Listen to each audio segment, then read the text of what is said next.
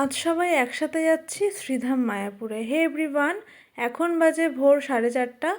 একদম ভোরবেলা উঠে রেডি হয়ে বেরিয়ে পড়েছি। যাচ্ছি আমরা এখন গাড়িতে করে মালদা স্টেশনের দিকে, কারণ মালদা থেকে ট্রেন ধরে আমরা যাব নবদ্বীপধাম স্টেশনে। মালদা স্টেশনে পৌঁছেই গাড়ি থেকে সমস্ত ব্যাগগুলো নামিয়ে নিয়ে প্রথমে যাব আমরা টিকিট কাউন্টারের দিকে।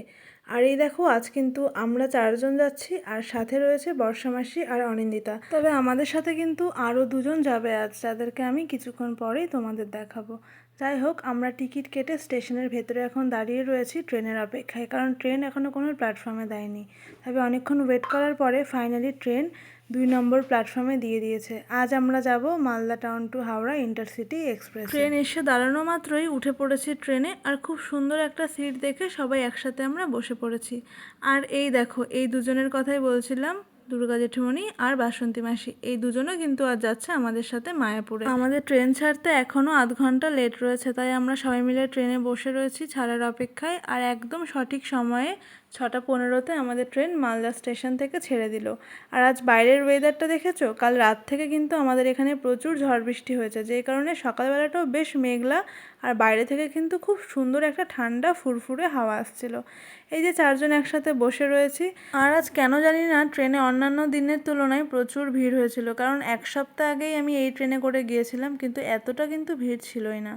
যাই হোক, আজ হয়তো সোমবার, সেই কারণেই এতটা ভিড়। আমরা ফারাক্কা ব্যারেজ ক্রস করার পরে ঢুকে পড়েছি ফারাক্কা স্টেশনে, আর তারপরেই দেখো চলে এসেছিলো ঝালমুড়ি, তাই সবার জন্য নিয়ে নিয়েছিলাম ঝালমুড়ি। আর ঝালমুড়ি খাওয়ার পরে জেঠিমুড়ি নিয়ে এসেছিলো এই মালপোয়াটা, সেই কারণে দেখো মালপোয়াটাও নিয়ে নিয়েছি, আর এখন এটাও খাচ্ছি।